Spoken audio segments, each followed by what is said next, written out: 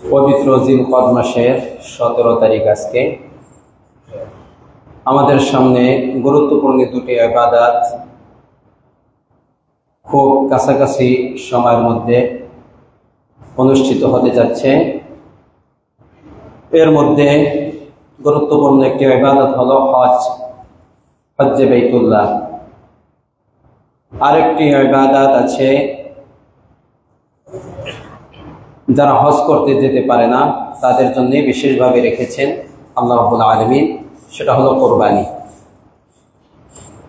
আজকে জিলকদ মাসের যদি 17 তারিখ হয়ে থাকে, কোরবানি হয় জিলহজ মাসের কয় তারিখে বলেন, জোরে বলেন? 10 তারিখে। তাহলে বেশি দিন আছে, 22 দিন সময় আছে। 22 দিন, 22 দিনের মধ্যে 4টি জুমা পড়বে। আজকে সহ কয়টি জুমা? 4টি জুমা। আজকে সহ 4টি জুমা। 22 দিনের মধ্যে 21 দিনে 3টি, আর আজকে একটি। কয়টি? এই 4টি জুমা। তো কোরবানি যেহেতু একটি গুরুত্বপূর্ণ ইবাদত, কোরবানির সাথে অনেক বিধিবিধান সম্পৃক্ত আছে, অনেক কিছু জানার আছে যেগুলো আমরা না জানলে কোরবানিতে আমাদের অনেক ভুল ত্রুটি হয়ে থাকে। এই জন্য আমি ইচ্ছা করেছি গত জুমায় হজের আলোচনা মোটামুটি ভাবে করতে পেরেছি। এই জুমা থেকে ধারাবাহিক 4 জুমা কোরবানি সংক্রান্ত বিভিন্ন বিষয় নিয়ে আলোচনা করব, আল্লাহ তৌফিক দিলে ইনশাআল্লাহ। আগামীতে আবার আগামী সপ্তাহে আলোচনা করতে হবে জিলহজ মাসের প্রথম 10 দিনের গুরুত্ব, ফজিলত, কোরবানির বিভিন্ন মাসলা মাসায়েল, কোরবানির শরীয়ী বিধান, অনেক কিছুই আছে। আমরা 4 জুমায় ভাগ করে ইনশাআল্লাহ আপনাদের যেগুলো উপকার হবে, আপনাদের আমাদের লাগবে যেগুলো কোরবানি সংক্রান্ত, এগুলো নিয়ে আলোচনা করার চেষ্টা করবো আল্লাহ রাব্বুল আলামিন তৌফিক দিলে। ওমা তৌফিক ইল্লা বিল্লাহ। দেখেন, বর্তমান সময়টা খুব ভালো যাচ্ছে না, আসলে বেশি ভালো যাচ্ছে না সময়টা। এর কারণ হলো ইদানিং বেশ কিছু ঘটনা অন্তরে খুব ব্যথা দিয়েছে। এর মধ্যে একটা ঘটনা তো আছে, নারী বিষয়ক সংস্কার কমিশনের যে প্রতিবেদন কোরআন হাদিস বিরোধী, এখনো প্রত্যাহার করে নাই। আর এই শাহবাগী 10 জন নারী সহ অনেক আছে। আসলে আগে এক সময় ছিল যখন এতটা নাস্তিক মনা মানুষ দেখা যাইত না, মানুষের ভিতর যে এত নাস্তিকতা লুকিয়ে আছে এটা অতটা আগে প্রকাশ পায় নাই। এখন কেমন যেন সবাই স্বাধীন হয়ে গেছে, বুঝেন নাই? আগে এক সময় বাক স্বাধীনতা ছিল না, বিভিন্ন কারণে ছিল না, আমরা কথা বলতে পারতাম না। আর এখন সবাই এই বাক স্বাধীনতাকে সামনে নিয়ে ধর্ম নিয়ে, কোরআন হাদিস নিয়ে, ইসলাম নিয়ে অনেক বাড়াবাড়ি করতেছে। এটার নাম কি বাক স্বাধীনতা? যার কারণে দেখবেন এই যে শাহবাগী এক নারী সমকামীদের লিডার লাকির নাম চেনেন আপনারা? দেখতে কি পুরুষ লাগে না মহিলা লাগে না হিজড়া লাগে? আজকে মানিক মেয়ে অভিনয়তে ডাক দিয়েছে। নারী বিষয় সংস্কারের অধীনে মূলত তারা এটা চায় না, সম্পত্তিতে নারী পুরুষের সমান অধিকার চায়, আর সারা বাংলাদেশে যৌন স্বাধীনতা চায়। মূলত তাদের টার্গেট হলো সমকামিতাকে ওপেন করে দেওয়া, এটা বাংলাদেশে এস্টাবলিশ করা, এটাতে তার উদ্দেশ্য। আপনারা মানবেন এটা? একটা বিষয়। দ্বিতীয় বিষয় হলো আহলে কোরআনের মাথা আবার চাড়া দিয়ে উঠেছে। আহলে কোরআন যারা হাদিস মানে না, হাদিস মানা ছাড়া কোরআন বোঝা সম্ভব? হাদিস অস্বীকার করা মানে কি অস্বীকার করা? কোরআন অস্বীকার করা। ওই 10 জন নারী বিষয়ক সংস্কার কমিশনের 10 জনের মধ্যে একজন আমাদের নিয়ে, আলেমদের নিয়ে যে মন্তব্য করেছে আপনারা শুনেছেন। আমরা এখানে নারীদের নিয়ে কোনো ধরনের আপত্তিকর কোনো কথা আমরা বলি? আপনি বলেন তো, আমি নারী বিষয়ক সংস্কার নিয়ে 2 সপ্তাহ আলোচনা করেছি না? নারীদেরকে ছোট করা হয়েছে না, তাদের মর্যাদা দেওয়া হয়েছে? ইসলাম কখনো এটা করে না। কিন্তু যারাই নোংরামি করে তাদের বিরুদ্ধে কথা বলবো না? বলেন, যারা নারীর স্বাধীনতার নামে, অধিকারের নামে যারা কোরআন হাদিস বিরোধী আইনের কথা বলবে তাদের বিরুদ্ধে বলা যাবে না? এই একটা গতকালকে একটা ঘটনা দেখে আমার খুব অন্তরে ব্যথা লেগেছে। আমার মনে হয় না অতীতে ইতিহাসে এরকম কথা আলেম ওলামাদেরকে নিয়ে, মাদ্রাসা নিয়ে, ছাত্রদেরকে নিয়ে এমন কথা মনে হয় না আর কেউ বলেছে। সেটা হলো বিএনপির কিশোরগঞ্জের বড় একজন, এর নাকি ফোন দিতে অনেকে ভয় পায়, বিএনপির নেতাদের অনেকে তাকে ফোন দিতে ভয় পায়, সে অনেক বাড়াবাড়ি করতেছে। গতকালকে যে তার নারী বিষয়ক সংস্কার কমিশনের বিভিন্ন কথাবার্তা বলতে গিয়ে সে যে আপত্তিগুলো করেছে আমাদের উপরে, এই আপত্তি করলে বিএনপির যারা এখানে আছে অথবা আগামীতে নির্বাচন করার আশা করছেন, যদি তাকে দল থেকে বহিষ্কার করা না হয়, যদি তাকে ফজলুর রহমান নাম, যদি তাকে দল থেকে বহিষ্কার করা না হয়, কোনো বিবৃতি না আসে, তাহলে মনে রাখবেন আপনারা যে আশাই নিয়ে নির্বাচন করবেন, অনেক আশা নিয়ে বসে আছেন যে অনেক কিছু করবেন, এমনি হয়ে যাব, ইনশাআল্লাহ যাদের ভিতরে ঈমান আছে, ইসলাম আছে, কোরআন হাদিসের মহব্বত আছে, আলেম ওলামাদের মহব্বত আছে, তারা তাদের এই বিরুদ্ধাঙ্গুলি দিয়ে আপনাকে ভোট দিবে না, ইনশাআল্লাহ মানবে না। এটা অন্তরে খুব ব্যথা দিয়েছে গতকালকে। আপনারা এই আলোচনাটা শুনবেন, আমাদেরকে বলে আমরা যাকাত ফিতরা খেয়ে বড় হয়ে, এদের মন ছোট ছোট, যার কারণে তারা এই ধরনের কথাবার্তা বলতে পারে। যাকাত ফিতরা খাওয়া হালাল না হারাম? আর ওরা যে প্রতিটা ট্যাক্স দিয়ে তারা চলে, এই সমস্ত এমপি মন্ত্রী সহ যারা ডাক্তারি পড়ে, যারা সরকারি চাকরি করে, তারা কাদের ট্যাক্সে চলে? কাদের? জনগণ বলতে ধনীদের ট্যাক্স নয়, ধনীরা ট্যাক্স দেয় না, ওরা ট্যাক্স ফাঁকি দেওয়ার চেষ্টা করে। ট্যাক্স দেয় যারা মাথার ঘাম পায়ে ফেলে, যারা দিন মজুরে, যারা কাজ করে, যারা শ্রম দেয়, তারা 100 টাকার পণ্য পেলে সেখান থেকে 15% রেখে দেয়। এই রেখে দেয় যে ট্যাক্স গুলো জমা হয়, এই ট্যাক্স দিয়ে তারা এই যে ধরেন বিভিন্ন ধরনের সরকারের বিভিন্ন কার্যক্রম চলে, তাদের ভাতা টাতা দেওয়া হয়, তারা যে গাড়িতে চলে, তেল ব্যবহার করে, কিসের টাকা দিয়ে? গুলো আমাদের দেওয়া ট্যাক্সের টাকা দিয়ে। আর অবৈধভাবে যে সমস্ত সম্পদ কামাই করে বাড়ি ঘর করতেছে, বলেন আপনি যাকাত ফিতরা খাওয়া ভালো না ওইটা ভালো? বলেন এটা যাকাত ফিতরা আল্লাহ বৈধ করে নাই? এমন এমন কথা বলছে, আসলে অন্তরে ব্যথা লাগে। এই জন্য এটা ভালো হবে না। ইসলামের বিরুদ্ধে কেউ বলে, আজ পর্যন্ত বাংলাদেশে তার সুনাম বাড়ে নাই, সে থাকতে পারে নাই, বরঞ্চ তার অধঃপতন হয়েছে না হয় নাই? ইনশাআল্লাহ মনে রাখবেন, দলকে তো দল থেকে বহিষ্কার করতে হবে, না জীবন নেওয়ার ঝুঁকি আছে। তওবা করে প্রকাশ্যে মাফ চাইতে হবে, ঠিক না? ঠিক বলে। এই জন্য কি আলোচনা করবো বলে, সামনে কোরবানি আসছে, এরকম এক এক বিষয় ইসলামের এক একটা বিধি নিয়ে কটাক্ষ করা, আপত্তি করা, এগুলো মনে হয় আজ পানি ভাতের মতো মনে হচ্ছে সবার কাছে। মনে চাইলে ইসলামের একটা জিনিস নিয়ে এসে কথাবার্তা বলে ফেলে, মনে চাইলে সে কথাবার্তা বলে ফেলে। এই জন্য আমাদের এখানে যারা আমরা আলোচনা শোনেন, যারা বয়ান শোনেন, বিভিন্ন আপনাদের ভিতরে যে এরকম লোক নাই, এটাও বলা মুশকিল, এটাও বলা কি মুশকিল। শোনেন ভালো লাগে, কিন্তু অন্তরে অনেকের দেখা যায় ইসলামের প্রতি বিভিন্ন ধরনের আপত্তি আছে, বিদ্বেষ আছে, আলেম ওলামাদের প্রতি বিদ্বেষ আছে না নাই? এটা মন থেকে দূর করেন। যদি ঈমান নিয়ে যেতে চান, আল্লাহর কসম খেয়ে বললাম, আলেম ওলামাদের প্রতি যদি বিদ্বেষ থাকে, সে ঈমান নিয়ে কবরে যেতে পারবে না। সে তো কোনো ব্যক্তি আলেম নিয়ে বলে নাই, সে পুরো আলেম সমাজ নিয়ে বলার কারণে সে বেঈমান হয়ে গেছে, ঠিক না? ঠিক বলেন? পুরো আলেম সমাজ নিয়ে যে ব্যক্তি বলবে, তার ঈমান থাকবে না। কোরআন হাদিসের সুস্পষ্ট বাণী। আমি একজন আলেম, আমার ব্যক্তিগত সমস্যার কারণে আপনি বলতে পারেন, সেক্ষেত্রে আপনার সমস্যা নাই, কিন্তু পুরো আলেম সমাজ নিয়ে যে বলবে, ইলম নিয়ে যে বলবে, তার ঈমান থাকতে পারে না। এই জন্য সাবধান, কোরআন হাদিস নিয়ে কথা বলতে খুব সাবধানে কথাবার্তা বলবেন। সামনে কোরবানি আসতেছে, কোরবানির সংক্রান্ত দেখবেন এখন তো সবাই মুক্ত মনা, বাক স্বাধীনতায় সবার দেখবেন কোরবানি নিয়ে কত ধরনের আপত্তি, তাদের হজ নিয়ে বিভিন্ন ধরনের আপত্তি আছে না নাই? দেখবেন শুরু হয়ে গেছে। এই জন্য আজকে কোরবানি নিয়ে বিশেষ কিছু আলোচনা করবো, আল্লাহ তৌফিক দিন ইনশাআল্লাহ। মন লাগিয়ে শোনেন। এই জন্য কোরবানি আসার আগে আমাদের আকীদাকে বিশুদ্ধ করতে হবে, নাহলে আমাদের কোরবানি হবে না। পারবেন তো ইনশাআল্লাহ? বলেন।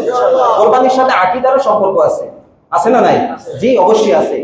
কোরবানি সংক্রান্ত অনেক বিষয় আছে যেগুলো আমরা বিশ্বাস করার কারণে তারা আমাদেরকে টক শোতে বসে টিভির সামনে বসে এমন ধরনের কোরবানি নিয়ে আপত্তি করে, যেগুলো আমরা শুনলে মনে হয় যে তাদের কথাই সঠিক, বাস্তবে কোরবানি এই বিধানটাই অমানবিক। নাউজুবিল্লাহ বলে। এটা মনে হবে আল্লাহ এদের একটা জুলুম করতেছে আমাদের। এই জন্য কোরবানি আসার আগে আকীদাকে পরিচ্ছন্ন করেন, এরপরে কোরবানি দেন, কোরবানি সহিহ হবে। কোরবানির ইতিহাস কোন জায়গা থেকে শুরু হলো, কোরবানি যেভাবে শুরু হলো, কোরবানি আদম আলাইহিস সালাম থেকে শুরু হয়েছে। কার থেকে? বিস্তারিত বলা যাবে না, ঘটনা আপনারা জানেন। আদম আলাইহিস সালাম এর 2 সন্তান ছিল, হাবিলা কাবিল, তাদের থেকে কোরবানির সূচনা শুরু। একটা ঘটনাকে কেন্দ্র করে, এটা বলবো না এখন।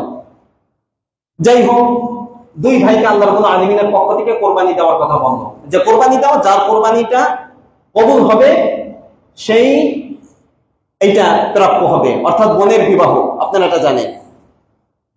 তো কাবিল সে ক্ষেত খামার করত, শস্য জাতীয় কিছু জিনিস সে কোরবানির জন্য, আগের যুগে কোরবানির নিয়ম ছিল, যারা কোরবানি দেবে তাদের কোরবানির যে বস্তুটা, এটা খালি একটা ময়দানে অথবা পাহাড়ের চূড়ায় নিয়ে রেখে দিবে, আসমান থেকে এসে আগুন এসে যার কোরবানিটাকে জ্বালিয়ে পুড়িয়ে দিবে, ওইটা কবুল হবে, আর যারটা থেকে যাবে তারটা কবুল হয় নাই। সে মতে কাবিল সে শস্য ক্ষেত খামার করতো, কিছু শস্য জাতীয় জিনিস নিয়ে রেখে দিল। আর হাবিল তার আরেক ভাই, সে গবাদি পশুর চাষাবাদ করত, সে হৃষ্টপুষ্ট আল্লাহর জন্য, তার ভিতর তাকওয়া ছিল, খোদাভীতি ছিল, যার কারণে সে সুন্দর একটা আল্লাহর জন্য কোরবানি দেওয়ার জন্য একটা ভেড়া সে রেখে আসলো। আল্লাহর পক্ষ থেকে আগুন এসে হাবিলের কোরবানির পশুটাকে জ্বালিয়ে পুড়িয়ে দিল। এর দ্বারা বোঝা গেল যে হাবিলের কোরবানি কি হয়েছে? আল্লাহ রাব্বুল আলামিন এটাই আল্লাহ রাসূলকে আমাদেরকে শোনানোর জন্য বলছেন, ওয়াতলু আলাইহিম নাবা আবনাই আদম বিল হক। হে রাসূল, আপনি আপনার উম্মতকে আদম আলাইহিস সালামের 2 সন্তানের কোরবানির কথা আপনি আপনার উম্মতদেরকে জানিয়ে দিন, যথাযথভাবে জানিয়ে দিন। ঘটনা কি? ইন করবা কুরবানান, 2 জন আল্লাহকে সন্তুষ্ট করার জন্য কোরবানি পেশ করেছিল। ফাতাকাব্বিলা মিন আহাদিহিমা, 2 জনের একজনের কোরবানি কি করা হয়েছে? ওয়ালাম ইউতাকাব্বাল মিনাল আখার, অপরজনের কোরবানি অর্থাৎ কাবিলের কোরবানি কবুল হয় নাই। ইন্নামা ইয়াতাকাব্বালুল্লাহু মিনাল মুত্তাকিন, বাস্তবে কার কোরবানি কবুল হয়? যার ভিতরে কি আছে? জোরে বলেন, তাকওয়া আছে, আল্লাহর ভয় আছে, তার কোরবানি আল্লাহ রাব্বুল আলামিন কবুল করে, তার ইবাদতে আল্লাহ রাব্বুল আলামিন কি করেন? কবুল করেন। এখানে কোরবানির একটা সূচনা। তাহলে আগের যুগেও প্রত্যেক যুগে আদম আলাইহিস সালাম থেকে নিয়ে পর্যন্ত আল্লাহ রাসূল থেকে প্রত্যেক যুগে প্রত্যেক উম্মতের মধ্যে প্রত্যেক নবীর বিধানের মধ্যে কোরবানির বিধান ছিল না? ছিল না? তো আগের যুগে কোরবানির সিস্টেম ছিল এটা, কোরবানি দিবে, রেখে আসবে, আগুন আসমান থেকে, কোরআনে অনেক আয়াতে আছে, আগুন এসে জ্বালিয়ে দেবে, যারটা জ্বালিয়ে দেবে তারটা কবুল হবে, আর যারটা জ্বালিয়ে দেবে না তারটা কবুল। বলেন, এটা একটা লজ্জার বিষয় না? কথা বলেন, আমাদের যদি বিধান দেওয়া হয়তো এই রাস্তায় এখানে সবাই কোরবানির পশু নিয়ে বসে থাকতেন, দেখা গেল আগুন এসে জ্বালিয়ে দিচ্ছে 2টাকে, আর বাকি সব বুঝে রয়ে গেছে, মসজিদে এসে বলাবলি করতে, এই দেখছো আর হারাম টাকা দিয়ে কোরবানি দিচ্ছে, কোরবানি কবুল হয় নাই, ওর নিয়ত খারাপ, বলাবলি করতো না? করতো না? এটা লজ্জার বিষয় ছিল। আল্লাহ রাব্বুল আলামিন উম্মতে মুহাম্মাদীকে লজ্জা দিতে চান নাই, যার কারণে সিস্টেমটা, কোরবানি আছে, কোরবানির বিধানটা আছে, সিস্টেম পরিবর্তন হয়ে গেছে। সেটা কি? সেটা হলো দ্বিতীয় কোরবানির যে ইতিহাস, এই কোরবানির ইতিহাস শুরু হয়েছে হযরত আমাদের জাতির পিতা হযরত ইব্রাহিম আলাইহিস সালাতু ওয়াস সালাম তার সন্তানকে যে কোরবানি দিয়েছিলেন, এই কোরবানির মাধ্যমে কোরবানির দ্বিতীয় সূচনা হয়, এবং ওই কোরবানিটা আল্লাহ রাব্বুল আলামিনের দরবারে এমন ভাবে কবুল হয়ে যায় যে ওয়াতারাকনা আলাইহি ফিল আখিরিন, আল্লাহ রাব্বুল আলামিন তার কোরবানি এই চমৎকার পরীক্ষায় যে তিনি উত্তীর্ণ হয়েছেন, কোরবানি পেশ করেছেন, এটা এতটা আল্লাহ রাব্বুল আলামিনের পছন্দ হয়েছে যে আল্লাহ রাব্বুল আলামিন ঘোষণা দিয়ে দিলেন, ইব্রাহিম যাও, তোমার এই যে কোরবানির যে বিষয়টা, এটা আমি কিয়ামত পর্যন্ত যত উম্মত আসবে তাদের মধ্যে তোমার এই কোরবানিকে আমি স্মরণীয় বরণীয় করার জন্য আমি এটাকে রেখে দিলাম। সুবহানাল্লাহ। এটা আপনারা জানেন কোরবানির ঘটনা, দ্বিতীয় কোরবানির ঘটনা, এটা বলার এখন সময় নেই। এই ঘটনা আপনারা জানেন না? ইব্রাহিম আলাইহিস সালাম তার সন্তান ইসমাঈল আলাইহিস সালামকে কোরবানি দেওয়ার জন্য মিনার ময়দানে নিয়েছিলেন, এটা হলো দ্বিতীয়। এখান থেকে এরপরে কোরবানি যখন দিচ্ছিলেন, কোরবানি আল্লাহ রাব্বুল আলামিনের উদ্দেশ্য ছিল না যে ইসমাঈল জবেহ হয়ে যাও, এটা কি ছিল না, শুধুমাত্র পরীক্ষা করে দেখা যে সে কোরবানি দেওয়ার জন্য প্রস্তুত কিনা। যখন দেখবে প্রস্তুত, ছুরি চালাচ্ছে, তখনই তার এই পরীক্ষাটা আল্লাহ রাব্বুল আলামিন দরবারে কবুল হয়ে গেছে, পরীক্ষা তিনি উত্তীর্ণ হয়ে গেছেন, পাস করে ফেলছেন। আল্লাহ রাব্বুল আলামিন আসমান থেকে একটা দুম্বা, মোটা তাজা হৃষ্টপুষ্ট একটা দুম্বা জিবরিল আমিনের মাধ্যমে পাঠিয়ে দিলেন, যে তোমার পরীক্ষা নেওয়ার যেটা আমার উদ্দেশ্য ছিল সেটা হাসিল হয়ে গেছে, তুমি পাস করেছো, যাও। আমার মূলত তোমার ছেলেকে জবেহ করার উদ্দেশ্য ছিল না, একটু দেখার উদ্দেশ্য, তোমার ছেলের পরিবর্তে এই দুম্বাকে তুমি কোরবানি দাও। সুবহানাল্লাহ বলেন। এই থেকে কিয়ামত পর্যন্ত যারা আসবে তাদের জন্য, এবং বিশেষ করে উম্মতি মুহাম্মাদীর জন্য নিজ সন্তানকে কোরবানি নয়, বরঞ্চ উচিত ছিল যে এই জান কার দেওয়া? আল্লাহর দেওয়া। আমার সন্তান কার দেওয়া? আল্লাহর দেওয়া। আল্লাহ যদি চাইতেন যে তোমার জানকে কোরবানি করে দাও, তোমার এই সন্তানকে কোরবানি করে দাও, দেওয়া লাগতো না? লাগতো না? আল্লাহ বলছেন দরকার নাই। এর পরিবর্তে তুমি কোরবানির সময় তোমার যদি সামর্থ্য থাকে তাহলে একটা পশু তুমি আমার জন্য কি করো? কোরবানি দাও। এই কোরবানি শুধু দুইটা সিস্টেম বললাম, যে মুসলিমদের মাঝে কোরবানির একটা সিস্টেম, অন্যান্য ধর্মেও কোরবানির বিধান আছে। ইসলাম ধর্মে কোরবানির বিধান এটা। অন্যান্য ধর্মে যেমন ইহুদি ধর্মেও কোরবানি আছে। ইহুদি ধর্মে কোরবানির 4-5টা পদ্ধতি আছে, মৌলিক 5টা পদ্ধতি, শাখাগত অনেক পদ্ধতি আছে। যেমন একটু পরে শুনে, সময় নাই। ইহুদিদের মধ্যে কোরবানির একটা নাম আছে পোড়ানো কোরবানি। পোড়ানো, এটা ব্যাখ্যা বলবো না। 2 নম্বর শস্য কোরবানি, 3 নম্বর গুনাহের কোরবানি, 4 যোগাযোগ কোরবানি, 5 দোষের কোরবানি। এটা মৌলিক 5টা কোরবানি ইহুদিদের মধ্যে। প্রত্যেকটা ব্যাখ্যাতে শাখাগত অনেক কোরবানি আছে ইহুদিদের মধ্যে। এর মধ্যে একটা হলো দোরন কোরবানি, 2 নম্বর একটা আছে ঢালন কোরবানি, 3 নম্বর ধপ কোরবানি। এটা হলো ইহুদিদের মাঝে মৌলিক কোরবানি এবং শাখাগত কোরবানি। তাহলে বোঝা গেল যে ইহুদিদের মাঝেও কোরবানির বিধান আছে না নাই? বলেন আছে না নাই? কোরবানির নাম ভিন্ন হইতে পারে, কিন্তু কোরবানির মূল হলো গিয়া কাউকে সন্তুষ্ট করার জন্য কোনো কিছু উৎসর্গ করা। কাউকে সন্তুষ্ট করার জন্য, আমরা আল্লাহকে সন্তুষ্ট করার জন্য আমরা কি উৎসর্গ করি? প্রাণী। এটা নিয়ে কোরবানির মৌলিক। তো আমাদের ইসলামে এটা 2টা নাম, একটা হলো কোরবানি আর একটা হলো উযহিয়া। অন্যান্য ধর্মেও কোরবানির এই সিস্টেম আছে, নাম যদিও ভিন্ন, কিন্তু কোরবানির এই বিধানটা অন্যান্য ধর্মেও আছে। ইহুদি ধর্মে আছে, খ্রিস্টানদের মধ্যেও কোরবানি আছে। যেমন ঈসা আলাইহিস সালাম যখন জন্মগ্রহণ করেন তখন ইতিহাসে পাওয়া যায় তাদের কিতাবে যে তার জন্মের পরে 2টা কবুতর কোরবানি দেওয়া হয়েছিল। এরপর থেকে গ্রিসে পশু উৎসর্গ করার এই বিধানটা তাদের নিকটে সেখান থেকে শুরু হয়ে যায় খ্রিস্টানদের মধ্যে। তাহলে খ্রিস্টান ধর্মে কোরবানি। সনাতন অর্থাৎ হিন্দু ধর্মে কোরবানির আছে না নাই? বলি দেওয়ার বিধান আছে না নাই? এছাড়া তাদের মূর্তির নামে অনেক ধরনের উৎসর্গের বিধান তাদের ধর্মে আছে, কোরবানির বিধান আছে। নেপাল চেনেন? নেপালে প্রতি 5 বছর পর পর গাদিমাই একটা মূর্তি আছে, শক্তি দেবী বলা হয়। এইটাকে খুশি করার জন্য সেই গাদিমাই মন্দিরে গাদিমাই উৎসব করা হয়।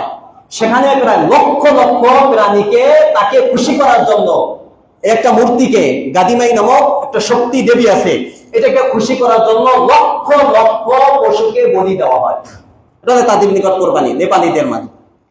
আর 7 নম্বরে ইসলাম পূর্ব জাহিলিয়াতে কোরবানি ছিল, বিভিন্ন ধরনের কোরবানি ছিল। সূরা মাইদার মধ্যে আল্লাহ রাব্বুল আলামিন বলেন মা জাআলাল্লাহু মিন বাহিরা ওয়ালা সাইবা ওয়ালা ওয়াসিলা ওয়ালা হাম। এখানে 4 ধরনের কোরবানির কথা বলছে, আরো অনেক আছে আইয়ামে জাহিলিয়াতে। একটা ছিল বাহিরা, মা জাআলাল্লাহু মিন বাহিরা। বাহিরা কোন প্রাণীর, কোন গাভীর দুধকে কোন মূর্তির নামে উৎসর্গ করে দেওয়া, অর্থাৎ এই গাভীর দুধ অন্য কেউ খাইতে পারবে না। এটা কার জন্য? যার কথা বলেন, কার জন্য? মূর্তির জন্য। এটা আস-সাইবা বলা হয়। এটা আমাদের দেশে আসে, যেমন মাজারে দেখবেন অনেক সময় এসে হাঁস মুরগি ছেড়ে যায়, মাজারে এসে গরু ছেড়ে যায়, আছে না নাই? এটা বাংলাদেশে আছে। এটা হলো ওই যে আইয়ামে জাহিলিয়াতে কোরবানির একটা সাইবা, অর্থাৎ মূর্তির নামে একটা পশুকে তারা ছেড়ে দিত। এই পশু কেউ খেতে পারবে না, এটা কার নামে? মূর্তির নামে। এছাড়া আরো কয়েকটা আছে, বলা যাবে না। তাহলে ইসলাম পূর্ব আইয়ামে জাহিলিয়াতে কোরবানির বিধান ছিল না? ছিল না। এই মোট 7টা। ইসলাম ধর্মে 2টা সিস্টেম, আর ইহুদি ধর্মে নাসারাদের মাঝে, তারপর সনাতন ধর্মে, এরপরে বললাম নেপালিদের মাঝে ইসলাম পূর্ব আইয়ামে জাহিলিয়াতে। এর কোরবানির মোটামুটি একটা বিধান, একটা ইতিহাস। তাহলে বোঝা গেল প্রত্যেক ধর্মের নিকটে কোরবানি আছে না নাই? আছে না নাই? আছে। এখন আপনাদের নিকট প্রশ্ন হলো, ইসলাম ধর্মে যে কোরবানির বিধান দেওয়া হয়েছে সেটা হলো জিলহজ মাসে 10, 11, 12 এই 3 দিনে কোন একটা পশুকে আল্লাহর নামে, আল্লাহর সন্তুষ্টির জন্য কি করা? কোরবানি করা। এটা হলো আমাদের কোরবানির একটা চিত্র, ঠিক না? ঠিক। কোরবানির এটা অর্থ না? এখন আপনি বলবেন হুজুর, এই কোরবানি যে দেওয়া হয়, একটা কোরবানি আল্লাহ রাব্বুল আলামিন তো টাকা দান করে দেওয়ার আদেশও করতে পারতেন।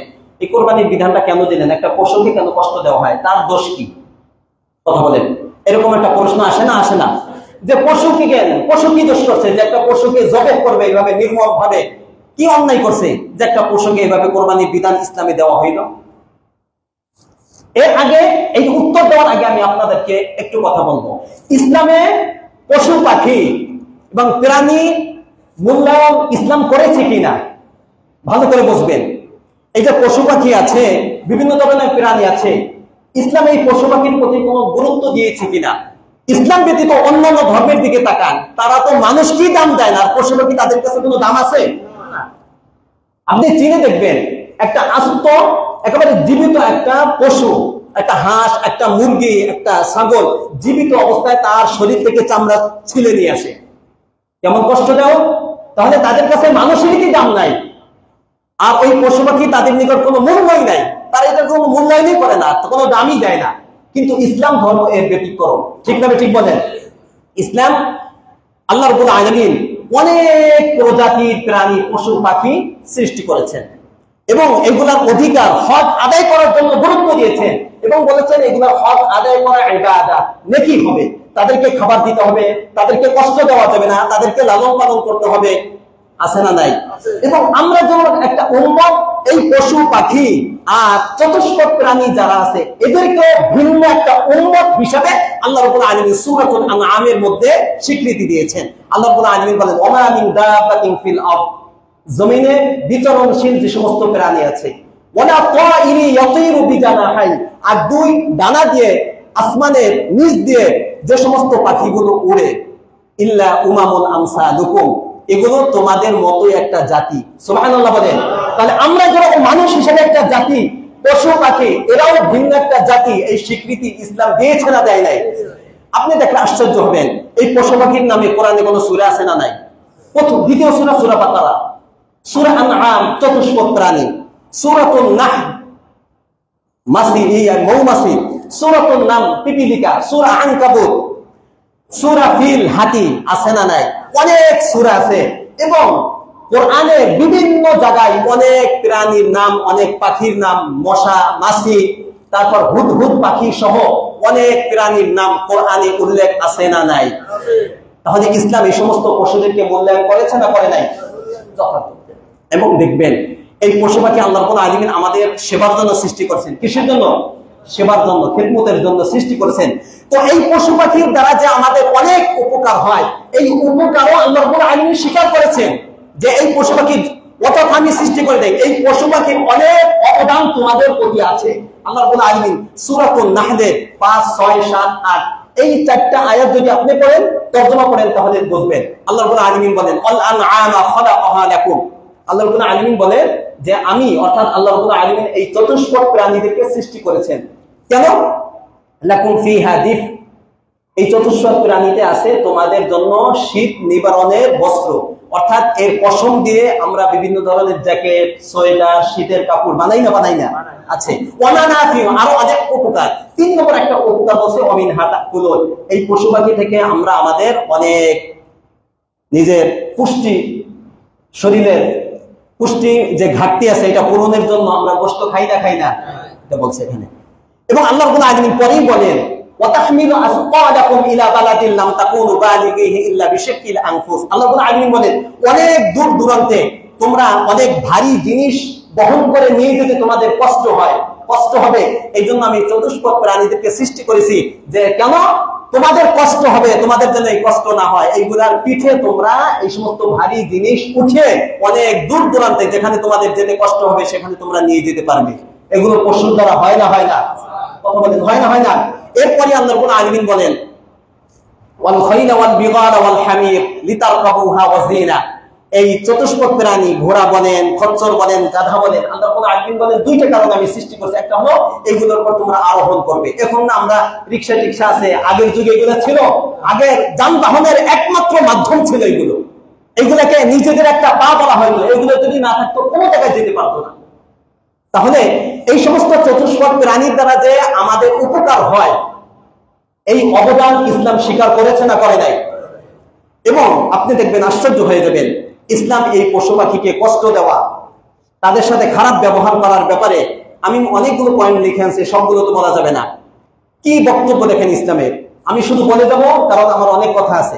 1 নম্বর দেখেন ইসলাম কি বলেছে। আল্লাহ রাসূল সাল্লাল্লাহু আলাইহি ওয়াসাল্লাম বলেন যে অযথা প্রাণীদেরকে কষ্ট দেওয়া যাবে না। আল্লাহ রাসূল বলেন, ইয়াকুম আন তাত্তাখিযু যুহুরা দাওয়াবিকুম মানাবিরা। এই চতুষ্পদ প্রাণীদেরকে আল্লাহ রাব্বুল আলামিন তোমাদের অধীন করে দিয়েছেন।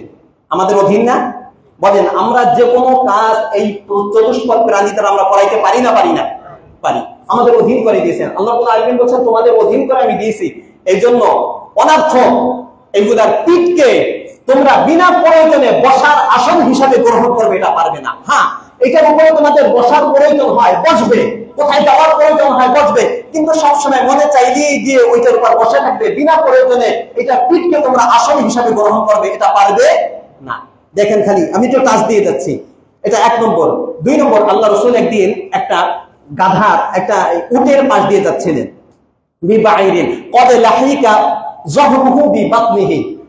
এমন একটা উটের পাশ দিয়ে যাচ্ছিলেন যে উটের ক্ষুধার কারণে তার পেট পিঠের সাথে লেগে গেছে, মানে পেটে কিছু নাই, ক্ষুধার্ত। এরপর আল্লাহ রাসূল সাল্লাল্লাহু আলাইহি ওয়াসাল্লাম ওইখানে লোকজনকে ডাক দিয়ে বলেন, ইত্তাকু হাযিহিল বাহাইমিল মুআজাবা। এই বাকশক্তিহীন চতুষ্পদ প্রাণীর ব্যাপারে তোমরা আল্লাহকে ভয় করো। চিন্তা করেন, কাকে ভয় করো?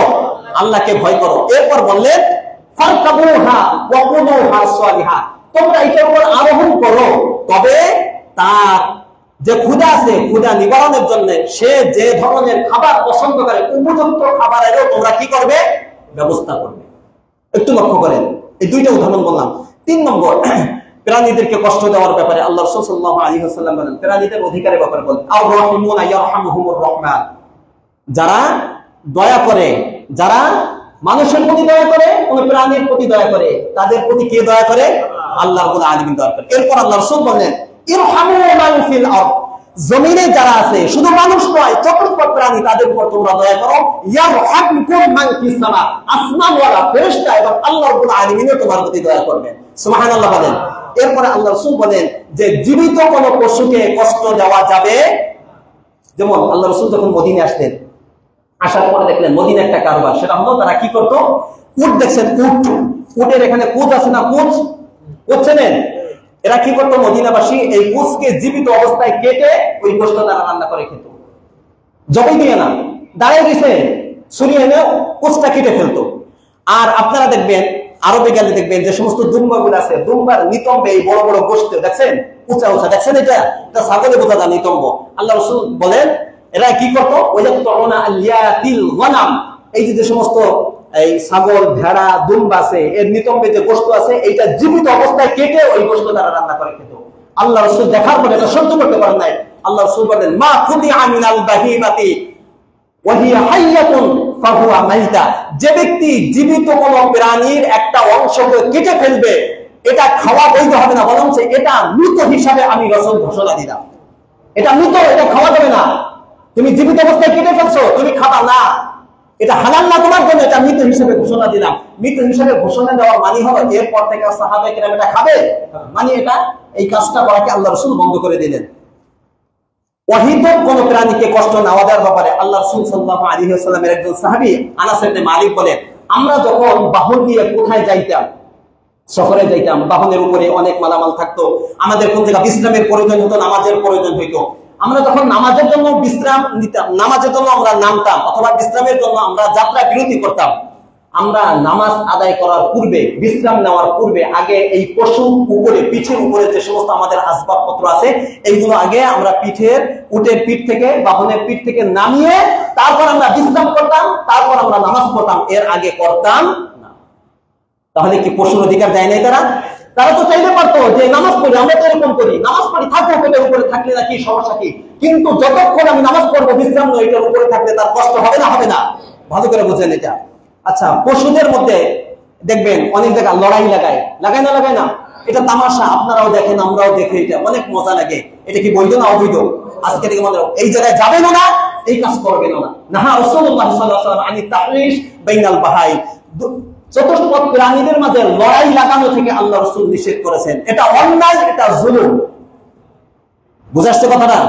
আচ্ছা, আল্লাহ রাসূল সাল্লাল্লাহু আলাইহি ওয়াসাল্লাম একদিন যাচ্ছিলেন, দেখলেন একটা গাধা একটু নিম্নমানের প্রাণী, হয়তো কেউ আগুনের লোহা আগুনে পুড়িয়ে তার গালে ছাপ দিয়েছে, এমন একটা গাধার পাশ দিয়ে আল্লাহ রাসূল যাচ্ছেন। দেখে আল্লাহ রাসূল দাঁড়িয়ে গেলেন, বললেন যে তোমাদের কাছে কি ওই সংবাদ পৌঁছায় নাই যে আমি রাসূল ওই ব্যক্তিকে লাআনাত করেছি, অভিশাপ করেছি যে কোন প্রাণীর গালে এই লোহা জাতীয় জিনিস পুড়িয়ে এরপর দাগ দেয়, ছাপ দেয়, ওই ব্যক্তিকে আমি রাসূল লাআনাত করেছি, অভিশাপ দিয়েছি। এই সংবাদ কি তোমাদের কাছে যায় নাই? তাহলে এই প্রাণীকে কে দিল? খবরদার এরপর থেকে কোন প্রাণীর গালে বা চোয়ালে কোন স্থানে লোহা জাতীয় জিনিস পুড়িয়ে সেটা দিয়ে ছাপ দেওয়া যাবে। ভালো করে খালি একটু টাচ দিয়ে যাচ্ছে। আল্লাহ রাসূল সাল্লাল্লাহু আলাইহি ওয়াসাল্লাম এর এক বিশিষ্ট সাহাবী আব্দুল্লাহ ইবনে ওমর যাচ্ছিলেন, তো কুরাইশদের কয়েকজন যুবক একটা পাখি ধরে বেঁধে এরপরে তীর মারতেছিল। এখন দেখেন এই যে গুলি মারে না, দেখেন না, ট্রেনিং দেয়। তো একটা পাখি, জীবিত একটা পাখি তারা বেঁধে লক্ষ্যবস্তু বানিয়ে টার্গেট করে তীর মারতেছিলেন। এটা তিনি দেখতে পেলেন। তো দেখতে পেয়ে সেখানে গেলেন। ওই বাচ্চাগুলো আব্দুল্লাহ ইবনে ওমর রাদিয়াল্লাহু তাআলা আনহুকে দেখে দৌড় দিয়ে পালিয়ে গেল। তিনি কাছে এসে বললেন, মান ফাআলা হাযা, এই কাজটা কারা করেছে? এরপর তিনি বললেন, লানাল্লাহু মান ফাআলা হাযা, যারাই কাজটি করেছে তার উপর আল্লাহর লানত বর্ষিত হোক। নাউযুবিল্লাহ বলেন। এরপর তিনি আল্লাহর রাসূলের একটা বাণী শোনালেন। তিনি বলেন, আন্না রাসূলুল্লাহ সাল্লাল্লাহু আলাইহি ওয়াসাল্লাম লাআনা মান ইত্তাখাযা শাইআন ফীহি রূহ ওয়ারাওয়া, যে ব্যক্তি একটা জীবিত প্রাণীকে লক্ষ্যবস্তু টার্গেট বানিয়ে তীর নিক্ষেপ করবে তার প্রতি আল্লাহ রাসূলের লানাত। অধিকার দিয়েছে না দেয় নাই? আল্লাহ রাসূল সাল্লাল্লাহু আলাইহি ওয়াসাল্লাম এর বিশিষ্ট এক সাহাবী আব্দুল্লাহ ইবনে জাফর রাদিয়াল্লাহু আনহু, তিনি বলেন, আমি একদিন আল্লাহ রাসূলের গাধার পিঠে আমি আল্লাহ রাসূলের পিছনে বসা। আল্লাহ রাসূল যেতে যেতে একজন আনসারী সাহাবীর বাগানে ঢুকলেন। ঢোকার সাথে সাথে একটা উট আল্লাহ রাসূলের কাছে এসে কান্নাকাটি শুরু করলো। হান্না মানে ছোট বাচ্চা যখন হেফকি দিয়ে কাঁদে, এরকম আল্লাহ রাসূলের সামনে কাঁদতে লাগলো। আল্লাহ রাসূল, এবং হাদিসের মধ্যে আছে ওয়া যারাফাত আইনাহু, তার চোখে পানি বের হইল। আল্লাহ রাসূল তার কাছে এসে হাত বুলিয়ে দিলেন, তখন সে ঠান্ডা হয়ে গেল। মানে আল্লাহ রাসূলের কাছে অভিযোগ করছেন, আল্লাহ রাসূল বুঝে ফেলছেন। আল্লাহ রাসূল ডাক দিয়ে বললেন, এই উটের মালিককে, তাকে ডাকো। আসলে এক সাহাবী বলল যে এই উট আমার কাছে তোমার ব্যাপারে অভিযোগ দিয়েছে, তুমি ভালো খাবার দাও না এবং তাকে সাধ্যের বাহিরে তার উপর বোঝা চাপিয়ে দাও। খবরদার এরপর থেকে এগুলো করবে না, তার সাথে ইনসাফ করবে। এই জুলুমের বিচার কালকে আমাদের ময়দানে তোমাকে আল্লাহ রাব্বুল আলামিন তোমার কাছ থেকে নিয়ে নেবে। দেখেন খালি একটু টাচ দিয়ে যাচ্ছি। আল্লাহ রাসূল সাল্লাল্লাহু আলাইহি ওয়াসাল্লাম এর হাদিস দেখেন, আল্লাহ রাসূল বলেন, মান কাতালা উসফুরান আবাসা, কোন ব্যক্তি যদি একটা কবুতরকে অনার্থক মারে তাহলে কি ঘোষণা? আজ্জা ইলাল্লাহি ইয়াউমাল কিয়ামা, এই কবুতর কাল কিয়ামতের ময়দানে আল্লাহ রাব্বুল আলামিনের দরবারে দাঁড়িয়ে ঘোষণা দিবেন, ফায়াকুলু ইয়া রাব ইন্না ফুলানান কাতালানি আবাসা, ওই ব্যক্তি আমাকে অনর্থক, আমাকে হত্যা করেছে। ওয়া ওয়ালাম ইয়াকতুলনি বিমানফাআতিন লিমানফাআতিন, কোন উপকারের জন্য আমাকে হত্যা করে নাই। এর দ্বারা বোঝা গেল কি, যদি খেতে মনে চায়, কোনো দরকার হয়, তাহলে কবুতর মারা যাবে না, যাবে না, জবাই করে খাওয়া যাবে না, যাবে না। কিন্তু অনর্থক কোনো দরকার নাই, আপনি মেরে ফেলছেন, এই যদি এইরকম মানেন তাহলে এই কবুতর কাল কিয়ামতের ময়দানে আল্লাহ রাব্বুল আলামিনের দরবারে দাঁড়িয়ে আপনার বিরুদ্ধে অভিযোগ করবে। আল্লাহ রাসূল সাল্লাল্লাহু আলাইহি ওয়াসাল্লাম সাহাবা একদিন যাচ্ছিলেন একটা কাফেলা নিয়ে, দেখলেন যে আল্লাহ রাসূলের মাথার উপর দিয়ে একটা পাখি উঠতেছে। আপনারা ঘটনা জানেন। আল্লাহ রাসূল বলেন, কে এই পাখি? অর্থাৎ সাহাবায়ে কেরাম পাখির দুইটা ছানা, দুইটা বাচ্চাকে ধরে এনেছে, তার মা এসে উপর দিয়ে উঠতেছে। আল্লাহ রাসূল তখন জিজ্ঞাসা করলেন যে মান ফাজআ হাযিহি বিওয়ালাদিহা, এই পাখিটাকে, কেউ বলে কবুতর, এই কবুতরটাকে তার সন্তানের জন্য কে কষ্ট দিচ্ছে, অর্থাৎ কে ধরে এনেছে? এরপর আল্লাহ রাসূল বলেন, রুদ্দু ওয়ালাদাহা ইলাইহা, তাড়াতাড়ি তার এই দুইটা পাখির ছানাকে, তার সন্তানকে তার কাছে ফিরিয়ে দাও, কষ্ট দেওয়া যাবে না। আরেকটা হাদিস আছে, একই সফরের মধ্যে আল্লাহ রাসূল একটা মরুভূমির ভিতর দিয়ে যাচ্ছিলেন, দেখলেন যে অনেক এক জায়গা পিপিলিকা থাকে, এই পিপিলিকা গুলোকে কারা যেন আগুন দিয়ে পুড়িয়ে ফেলছে। আল্লাহ রাসূল বলেন, এই কাজটা কারা করেছে? মান হাররাকা, কে করেছে? কুলনা, সাহাবায়ে কেরাম বললেন, নাম, আমরা করেছি ইয়া রাসূলুল্লাহ। তখন আল্লাহ রাসূল চিৎকার দিয়ে বললেন, ইন্নাহু লা ইয়ানবাগি আন ইউআযযিবা বিন-নার ইল্লা রাব্বুন নার, কোন প্রাণীকে, যত তুচ্ছ প্রাণী হোক না কেন, এটাকে আগুন দিয়ে পোড়ানোর অধিকার পৃথিবীর কার নাই, একমাত্র তার আছে, যে আগুনের মালিক তার আছে, এছাড়া আর কারো নেই। আপনি পিপিলিকা এই জন্য আগুন দিয়ে পুড়িয়ে দেবেন এটা পারবেন না, আপনার ক্ষতিকারী মেরে ফেলেন, আগুন দিয়ে পুড়াইতে পারবেন না। এই জন্য অনেকে মশার যে ব্যাট আছে এটা ব্যবহার করতে নিষেধ করে, কিন্তু এটা শরীর বিজ্ঞান আছে ভিন্ন। যাই হোক, এরকম অনেক ঘটনা আছে। এটা যদি আমি আরো কয়েকটা ঘটনা আছে, একটা কুকুরের ঘটনা আপনারা জানেন। একজন ব্যভিচারিণী নারী একটা কুকুরকে পানি পান করানোর কারণে তাকে মাফ করে আল্লাহ রাব্বুল আলামিন তাকে জান্নাতের ব্যবস্থা করে দিয়েছেন। সুবহানাল্লাহ বলেন। এই ঘটনা আপনারা জানেন। এইরকম আরো একটা ঘটনা আছে। আরেকটা ঘটনা বলি।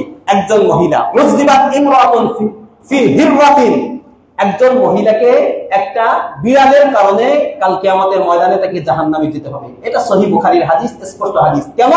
সে কি করছিল? একটা বিড়ালকে সে বেঁধে রেখেছিল, খেতেও দেয় নাই, পানি পান করতেও দেয় নাই, এবার বেঁধে রেখেছিল। ফামাতাত ফাদাখালান নার। আল্লাহ রাসূল বলেন এটা করার কারণে এই বিড়ালটা মারা গেছে। আল্লাহ রাব্বুল আলামিনের পক্ষ থেকে ঘোষণা আসছে কাল কিয়ামতের ময়দানে সে যত বড় আবেদ হোক না কেন, আবিদা হোক না কেন, তাকে কোথায় যেতে হবে? জাহান্নাম। দাখালান নার, সে জাহান্নামে যাবে। এই যে হাদিসগুলো আমি বললাম, এর দ্বারা আপনাদের কি বুঝে আসলো? ইসলামের এই সমস্ত প্রাণীদের মূল্যায়ন করেছে না করে নাই? যারা বলেন করেছে না করে নাই? এখন প্রশ্ন যেটা, তাহলে এত মূল্যায়ন করার পরে কষ্ট দেওয়া যাবে না, অনর্থক এই সমস্ত প্রাণীকে হত্যা করা যাবে না, ব্যথা দেওয়া যাবে না, কষ্ট দেওয়া যাবে না, তারপরে কোরআনে আল্লাহ রাব্বুল আলামিনের পক্ষ থেকে ইসলামে এই কোরবানি দেওয়ার বিধান, তাকে জবাহ করার বিধান কেন দেওয়া হইল? কোরবানি আমরা কেন দেই? আমি 6টা কারণ দেখছি। কোরবানির হিকমত কি, রহস্য কি? কয়টা কারণ? 6টা। কোরবানি আমরা কেন দেই? 1 নম্বর কারণ হলো কোরবানি দেওয়া হয় যে আল্লাহ রাব্বুল আলামিন এই সমস্ত প্রাণীদেরকে আমাদের অধীন করে দিয়েছে এবং এই সমস্ত প্রাণীর দ্বারা অনেক উপকার আমরা হাসিল করে থাকি, ঠিক না ঠিক? এইটার শুকরিয়া আদায় করে আমরা কি দেই? আল্লাহর জন্য কোরবানি দেই। অধীন করে দিয়েছে, অনেক উপকার আমাদের হয়, এটার শুকরিয়া। এটা আল্লাহ তাআলা সূরা হজের মধ্যে 27 নম্বর 37 নম্বর আয়াতে বলছে কাযালিকা সাখখারনাহা লাকুম লাআল্লাকুম তাশকুরুন। আমি তোমাদেরকে অধীন করে দিয়েছি, কাজে কোরবানি দিয়ে আমার শুকরিয়া আদায় করো তোমরা। এটা একটা কারণ। 2 নম্বর কারণ হলো যে এই সকল প্রাণীর সৃষ্টিকর্তা কে? যখন কে সৃষ্টিকর্তা?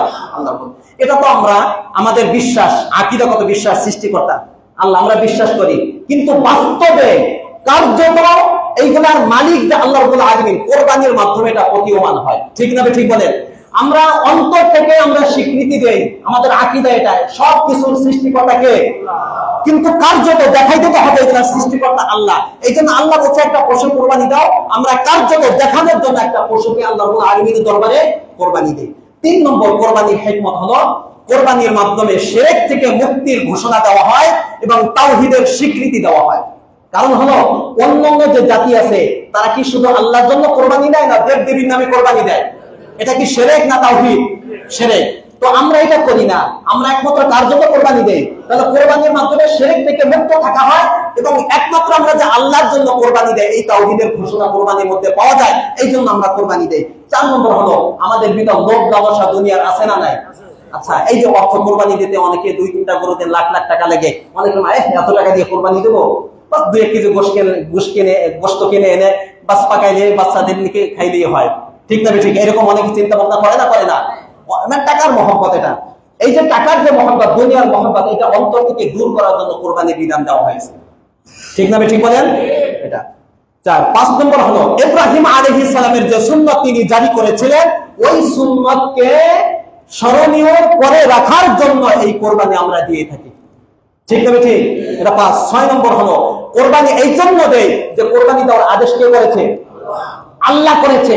আল্লাহর আদেশের সামনে সারেন্ডার করার জন্য আমরা কোরবানি দিয়ে থাকি। এই আদেশটা ইসলামের একটা বিধান আছে, আপনারা জানবেন এটা, যে ইসলামের একটা বিধান হলো আল্লাহ রাব্বুল আলামিনের আদেশ পাওয়ার পরে সামি'না ওয়া আতা'না, শুনলাম মানলাম, কোন যুক্তির দিকে তাকানো যাবে না। এটা কেন করলেন, কেন দিলেন, এমন কেন করলেন, এটা করা যাবে না। হজের পুরা বিধানটা, কোরবানির পুরা বিধানটাই যুক্তির বাহিরে, যুক্তিটা আপনাকে ধরবে না, যুক্তিকে ধরা লাগবে না। যুক্তিতে না ধরলেও এই আদেশটা কার? আদেশ মানার নাম ইবাদত, নামাজের নাম ইবাদত নয়। ভালো করে বলবেন, আমরা যে এই যে নামাজ পড়ি এইটার নাম ইবাদত নয়, বরঞ্চ নামাজ কার আদেশ? ওই আল্লাহর আদেশ মান্য করে আমরা নামাজ পড়ি, এটা হলো ইবাদত। নামাজ যদি ইবাদত হইল তাহলে নামাজ নিষিদ্ধ সময় আছে না নাই?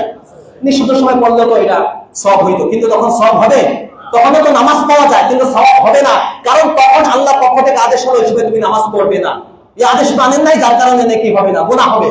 কাজেই আল্লাহর আদেশ মানার নাম হবে ইবাদত। কোরবানি দেওয়ার আদেশ কে করেছে? আল্লাহ করেছে। কোন যুক্তির দিকে না তাকিয়ে তার এই আদেশের সামনে নিজেকে সারেন্ডার করা, আত্মসমর্পণ করার নাম হলো ইবাদত। এই জন্য আমরা কোরবানি দিয়ে থাকি।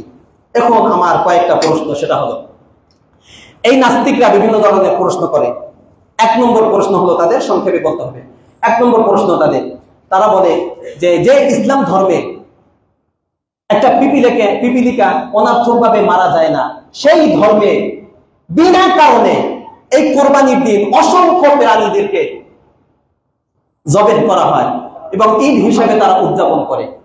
তারা এরকম আপত্তি করে এবং তারা বলে যে ধর্ম একটা প্রাণীর প্রতি দয়া মায়া দেখাইতে পারে না, তো সেই ধর্ম আবার শান্তির ধর্ম কিভাবে হয়?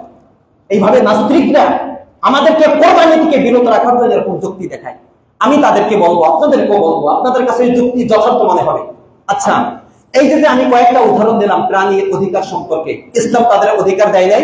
তাদেরকে কষ্ট না দেওয়ার ব্যাপারে ইসলামের দিক নির্দেশনা আছে না নাই? এটাকে সামনে রাখেন, সাথে সাথে একটা সামনে রাখেন এই বিষয়টার পরে যে এই পশুগুলো কার? কে দিয়েছে বলেন? কে দিয়েছে? আল্লাহ দিয়েছে। আল্লাহ বলেছেন, আল্লাহর আদেশ মান্য করে এগুলো আমাদের জন্য হালাল করেছেন। বাস আল্লাহর আদেশ মান্য করা এবং তিনি যে আমাদের জন্য হালাল করেছেন, খেতে বলেছেন, এই জন্য আমরা কোরবানি দিয়ে থাকি। ওহিল্লাত লাকুম বাহিমাতুল আনআম, আল্লাহ রাব্বুল আলামিন বলেন চতুষ্পদ প্রাণীর মধ্যে যেগুলো গৃহপালিত এগুলো তোমাদের জন্য হালাল করা হয়েছে, এগুলা থেকে তোমরা খাও। এই আদেশ কার? বাস আল্লাহ বলেছেন, এই জন্য আল্লাহর আদেশ মান্য করে আমরা খাই। এখন আপনি প্রশ্ন করবেন যে তাহলে খাওয়ার আদেশ কেন দিলেন?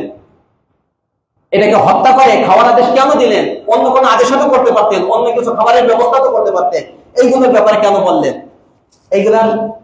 এইটার উত্তর যদি আপনারা শুনতে চান তাহলে একটু ভিন্নভাবে শুনতে হবে। দেখেন, আমাদের শরীরে ভিটামিনের প্রয়োজন আছে না নাই? আছে। ভিটামিন যদি শূন্য হয়ে যায়, না থাকে, তাহলে আস্তে আস্তে মানুষ মারা যায়। কথা বলেন ঠিক না ঠিক? এই ভিটামিন পূরণের জন্য বিভিন্ন খাবারের ব্যবস্থা আল্লাহ রাব্বুল আলামিন দুনিয়ায় করেছেন না করেন নাই? আচ্ছা, এমন কোন ভেজ জাতীয় খাবার বা নন ভেজ বলেন, এমন কোন খাবার নেই যে একটা খাবারের মধ্যে দুনিয়ার সমস্ত উপাদানগুলো, ভিটামিনগুলো ওইটার মধ্যে পাওয়া যায়। মানুষের শরীরের জন্য যে প্রয়োজনীয় যত ভিটামিন, যত উপাদান দরকার, সবগুলো একটা সবজি জাতীয় হোক, ভেজ জাতীয় অথবা নন ভেজ গোশত, একটার ভিতরে সবগুলো আছে। সবগুলো ভিটামিনের ঘাটতি পূরণ হবে এমন কোন খাবার দুনিয়ায় আল্লাহ রাব্বুল আলামিন সৃষ্টি করেন নাই। আচ্ছা, মানুষের শরীরে যে সমস্ত ভিটামিন গুলো প্রয়োজন হয়, এইগুলোর মধ্যে যে অ্যামিনো অ্যাসিড, ডাক্তার যারা আছে এরা বুঝবেন, অ্যামিনো অ্যাসিড মানুষের শরীরে এক জাতীয় ভিটামিন, এটার প্রয়োজন হয় অ্যামিনো অ্যাসিড। 21 ধরনের অ্যামিনো অ্যাসিড মানুষের শরীরে প্রয়োজন হয়। এগুলোর মধ্যে অধিকাংশগুলো মানুষের শরীর থেকে এমনি আল্লাহ রাব্বুল আলামিন তৈরি করেন, কিন্তু 8 ধরনের অ্যামিনো অ্যাসিড আছে যেগুলো এমনি তৈরি হবে না, এগুলো খাবারের মাধ্যমে তৈরি করতে হবে, পূরণ করতে হবে। আর এই 8 ধরনের অ্যামিনো অ্যাসিড পূরণ করার জন্য কোন সবজি জাতীয় কোন খাবার আল্লাহ রাব্বুল আলামিন দুনিয়ায় সৃষ্টি করেন নাই যে ওই সবজিগুলো খেলে ওই অ্যামিনো 8 ধরনের অ্যাসিড মানুষের শরীরে তৈরি হবে, তার ঘাটতি পূর্ণ হবে নাই। একমাত্র এক ধরনের খাবার আছে, সেটা হলো নন ভেজ, অর্থাৎ গোশত। কি বলেন? গোশত জাতীয় খাবার। এই ভিটামিন 8 ধরনের অ্যামিনো অ্যাসিডের যে ঘাটতি, এইটা পূরণের জন্য মূলত আল্লাহ রাব্বুল আলামিন আমাদেরকে চতুষ্পদ প্রাণী হালাল ভাবে কোরবানি জবাহ করে এরপরে এগুলো খেয়ে আমাদের এই ঘাটতিগুলো পূরণের আদেশ আল্লাহ রাব্বুল আলামিন করেছেন। এটা মানুষের অধিকার, ঠিক না? ঠিক বলেন? এটা আল্লাহ রাব্বুল আলামিন করেছেন। আচ্ছা, এটা একটা উত্তর। 2 নম্বর উত্তর হলো, কিছু প্রাণী আছে দেখবেন তাদের দাঁতগুলো সমান্তরাল। এরকম কিছু প্রাণী আছে না, সুচালো না, সমান, গরু ছাগল আছে না নাই? আবার কিছু প্রাণী আছে তাদের দাঁতগুলো সুচালো আছে, বাঘ, সিংহ। কথা বলেন? তাহলে প্রাণীদের মধ্যে দাঁত কয় ধরনের আছে? 2 ধরনের। মানুষের মধ্যে দাঁত, মানুষের যে দাঁত, এটা কয় ধরনের দাঁত? এই 2 ধরনের। কিছু দাঁত আছে সমান্তরাল, কিছু দাঁত আছে সুচালো। এর মানে হলো যে মানুষ সে শাকসবজি ভেজ জাতীয় খাবারও খাবে, আবার নন ভেজ যেগুলো সুচালো এইগুলো দিয়ে তারা গোশত খাবে। তাহলে আল্লাহ রাব্বুল আলামিনের সৃষ্টির দিকে তাকাইলে বোঝা যায় যে এই প্রাণী সবজি জাতীয় খাবার আবার গোশত খাবার, এই অধিকার আল্লাহ রাব্বুল আলামিন কাদেরকে দিয়েছেন? মানুষদেরকে দিয়েছেন। একটা উত্তর। 3 নম্বর উত্তর হলো, কেন খাবারের অধিকার দিলেন? কিছু প্রাণী আছে দেখবেন তারা শুধুমাত্র শাকসবজি, সবজি জাতীয় খাবার এইগুলাই তারা করতে পারে, হজম করতে পারে। তারা গোশত খাইলে এগুলো হজম করতে পারে না, যেমন গরু ছাগল, এগুলো গোশত খায় না, হজম করতে পারবে না, এই শক্তি তাদের ভিতরে নাই। আবার কিছু প্রাণী আছে যারা শাকসবজি খায়, লতা পাতা খাইলে এগুলো তারা হজম করতে পারে না, তাদের মূল খাবারই হলো গোশত জাতীয় খাবার, বাঘ, সিংহ। ঠিক না? ঠিক বলেন? বাস্তবে এটা আল্লাহ রাব্বুল আলামিন আমাদের ভিতরে এমন একটা মেশিন তৈরি করে দিয়েছেন, হজম শক্তি তৈরি করে দিয়েছেন যে আমরা শাকসবজি ভেজ জাতীয় খাবারও আমরা হজম করতে পারবো, আবার নন ভেজ অর্থাৎ গোশত জাতীয় খাবারও আমরা হজম করতে পারবো। এটা কেন করেছেন? ওই যে ভিটামিন, ওই ঘাটতি পূরণের জন্য আল্লাহ রাব্বুল আলামিন এটা ব্যবস্থা করেছেন। তাহলে যুক্তির আলোকে বৈজ্ঞানিক ভাবে যদি আমি উত্তর দেই তাহলে স্পষ্ট হয়ে যায় যে এই প্রাণীদেরকে যে আমরা আল্লাহর জন্য জবাই করে এর গোশত খাই, এটা ঠিক আছে? যারা বলেন এটা ইনসাফ হইল না জুলুম হইল? ইনসাফ হইল। আচ্ছা, বহু উত্তর তো দেওয়া যায়, শোনেন। এরপরে এই সমস্ত লোকেরা বলে যে বুঝলাম, ঠিক আছে, আপনার উত্তর বুঝলাম, বলে যে এই পশু হত্যা এটা তো মহাপাপ। এরা বলে না? ওরা বলে না? বলে না? ওরা বলে যে জীব হত্যা তো মহাপাপ। এটা একটা মিথ্যা কথা। এমন কোন ধর্ম নাই যে ধর্মে জীব হত্যা আদেশ নাই। হিন্দু ধর্মে, বৌদ্ধ ধর্মে বলেন, প্রত্যেক ধর্মে এই জীবকে হত্যা করে তার গোশত খাওয়ার বিধান আছে না নাই? প্রত্যেক ধর্মগ্রন্থের বিধান আছে। কিন্তু ধর্ম যাজক যারা আছে এরা মানুষদেরকে মিথ্যা কথা বলে। কথা বলেন ঠিক না? ঠিক বলেন? এটা বাস্তব, মিথ্যা কথা বলে প্রত্যেক ধর্মে। এটা একটা মিথ্যা কথা যে আমরা ধরে নিলাম যে জীব হত্যা এটা মহাপাপ, এটা আমরা ধরে নিলাম। তাহলে আমি তাদেরকে বলবো, আচ্ছা, জীব হত্যা যদি মহাপাপ হয়ে থাকে, এই জন্য আপনারা জীব খান না, জবেন করে এগুলা খান না, হত্যা করে এগুলো আপনারা খান না, এটা ঠিক আছে, কারণ জীব ওটা মহাপাপ, আপনাদের গুনাহ হবে। তাহলে সবজি জাতীয় যে সমস্ত জিনিস আছে না নাই, সেগুলো কেন খান? বলে সেগুলো তো প্রাণ না, সেগুলো তো জীব না। কে বলছে জীব না? সেগুলোর ভিতর প্রাণ আছে না নাই? 1901 সালে জগদীশ চন্দ্র বসু উনি আবিষ্কার করেছে যে গাছপালা লতাপাতা যা আছে এগুলোর জীবন আছে। কি আছে? এগুলোর কি আছে?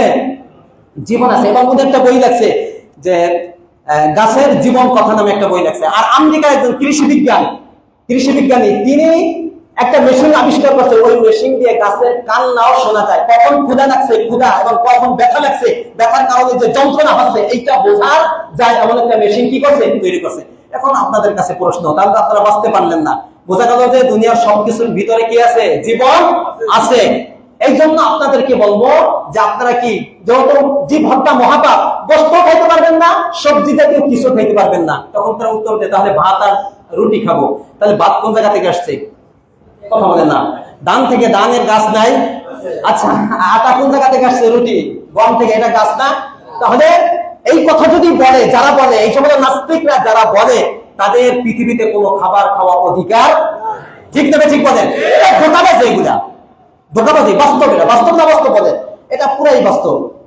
আচ্ছা, এখানে বহুত কথা বলা যায়, আসলে সময়ও খুব সংক্ষেপ আর কি, কিন্তু দেখবেন।